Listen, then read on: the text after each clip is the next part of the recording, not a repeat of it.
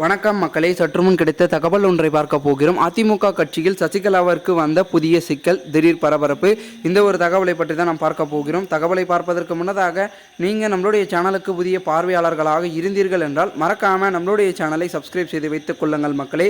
தற்பொழுது சசிகலாவிற்கு புதிய சிக்கல், அந்நிய செலவாணி மோசடி வழக்கில் உயர்நீதிமன்றம் அதிரடி உத்தரவு.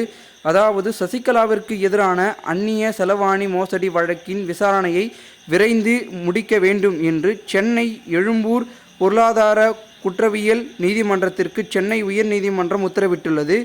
ஜேஜேடிவிக்கு வெளிநாட்டில் இருந்து உபகரணங்கள் வாங்கியதில் மோசடி செய்ததாக அந்நிய செலவாணி மோசடி சட்டத்தின் கீழ் தொடரப்பட்ட வழக்கின் விசாரணை சென்னை எழும்பூர் பொருளாதார குற்ற வழக்குகளுக்காக நீதிமன்றத்தில் நிலுவையில் உள்ளது.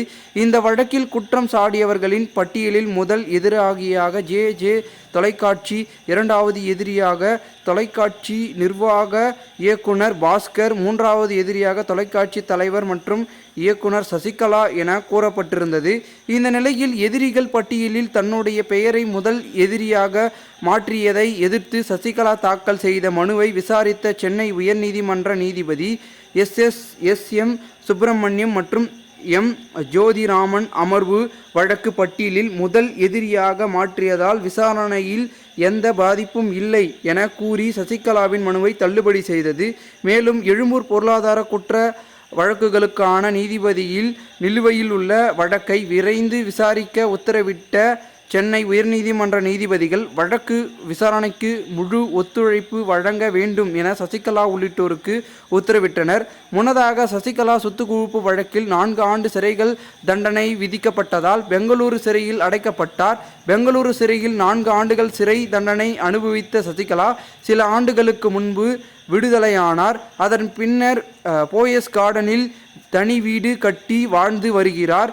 அரசியலில் ஈடுபடாமல் இன்னும் ஈடுபாட்டுடன் தீவிரமாக இறங்கவில்லை. தற்போதைய சூழலில் சசிகலாவிற்கு எதிரான அந்நிய செலவாணி வழக்கை விரைந்து முடிக்க உயர்நீதிமன்றம் உத்தரவிட்டிருப்பது பரபரப்பை அரசியல் களத்தில் ஏற்படுத்தியிருக்கிறது. இந்த ஒரு தகவலை குறித்த பொதுமக்கள் உங்களுடைய கருத்துக்களை மறக்காமல் கமெண்ட் மூலமாக சொல்லுங்கள். இதுபோன்று நீங்கள் அரசியல் சார்ந்த நிகழ்வுகளை தினசரி தெரிந்து கொள்ள நம்மளுடைய சேனலை சப்ஸ்கிரைப் செய்து வைத்துக் கொள்ளுங்கள். நன்றி, வணக்கம்.